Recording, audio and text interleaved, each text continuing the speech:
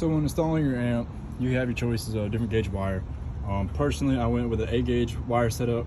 So that being said, I ran my 8 gauge wire, put it on, connected to the battery, ran it down, ran it into my firewall right here, and it pops through. I just cut a little slit in the very bottom of the firewall, poked it through into the cab, which comes in right underneath there. I don't know how well you can see that, but it comes right through there, and it comes back behind this panel underneath this, comes in, hooks right there. And then with the ground wire for it, I just ran about an 8 gauge wire down through underneath this, drilled a hole and put a bolt through it so it's touching metal on metal.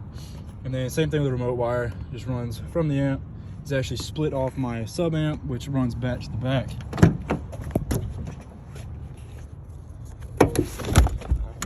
Hooks right there up to the sub amp, but that remote wire goes all the way, connects up to the head unit to where the amps know when to turn it on and off. All right, so we're here. All we did was, this was here, pulled this out, now I exposed this wire and this little frame that goes around the thing, so that's the dash. Now we're gonna disconnect this wire and set this to the side. Now we're here, everything is exposed, leaves the air and temp controls. I'm just gonna pull this from the top, got a finger behind it, pull that side, pull that side, and we're just gonna let that hang. I'm gonna leave all that plugged in and let it hang. Now we have the head unit exposed. We're going to remove that bolt, and this entire unit is gonna pull straight out. Now that we have the head unit actually pulled out after removing those 2 bolts, it exposes all of these old speaker wires that we are going to get rid of completely and install our new ones, to where all this jumble mess with these loose wires is going to go away, and all we're going to do is just add RCA Y splitters to where we split off this RCA port right here and run it to the new amp. So I decided to remove the head unit entirely. All I did was remove my added in RCA cables, my antenna cable, and the speaker wire connector that plugs in the back of the head unit.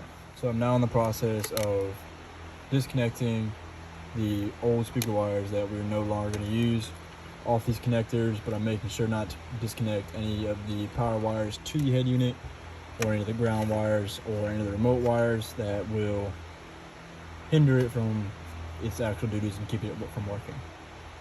So I'm going to go ahead and fast forward through all this, but all the cables are right rear. All the cables are labeled to what the door speakers are, and then your main important ones like ground, accessory, everything like that are labeled as well.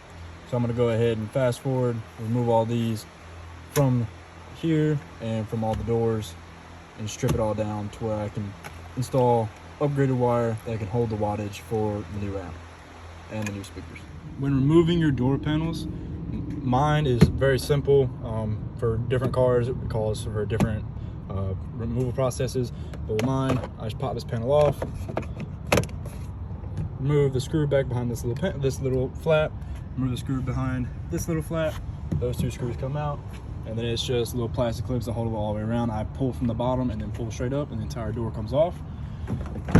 Same thing in the back, remove the screw behind right there, remove that screw right there, and then I just pull out and pull up, and it comes right off, and that's all the way for the same all 4 doors. All right, now that we have stripped the old wiring from the door, this is the driver's side rear door. The speaker was here, it is currently right here. That amp's being removed.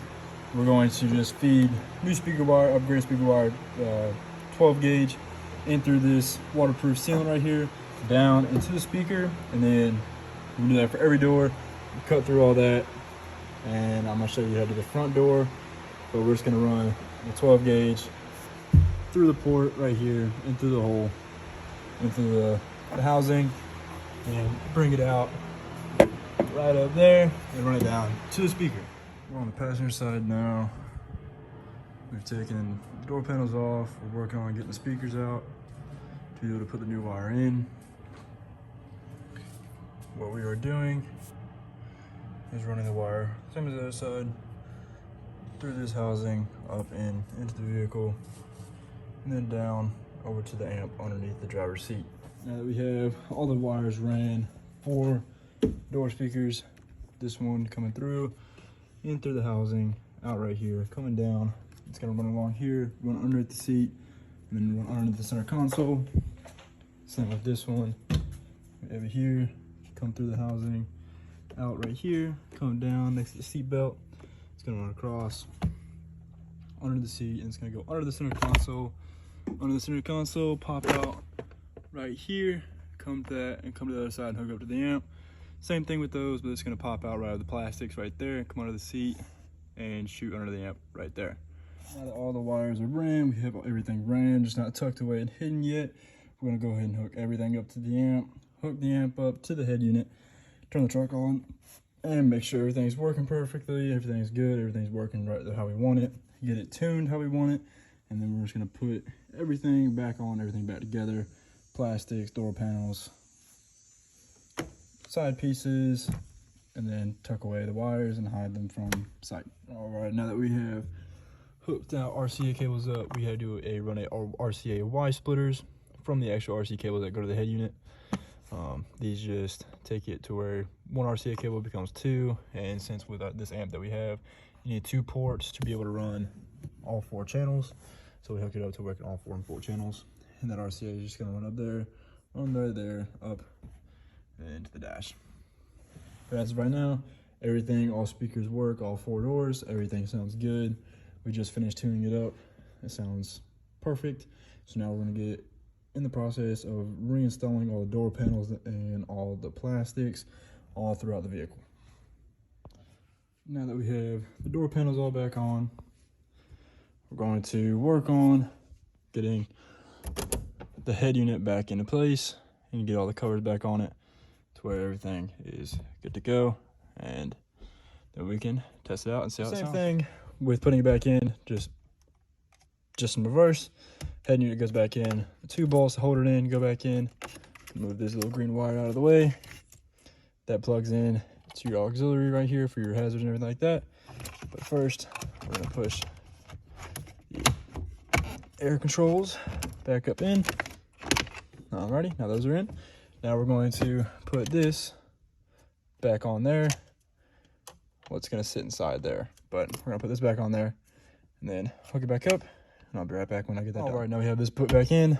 Door panels on all 4 doors. All the panels are back in. Seat belts are locked back in. Seat belts locked back in. We're going to fire it up, see how she sounds, and see how she works. Okay, so finally we're gonna see how she works, how everything sounds. Everything's already set up as I've showed in the previous videos, but we're gonna turn it up, see how she sounds. So on my head unit, like Applebee's on a date night. Got that Bourbon Street stay with the Oreo shake and some whipped cream on the top 2. 2 straws, 1 shot, girl, I got you. Bougie like now.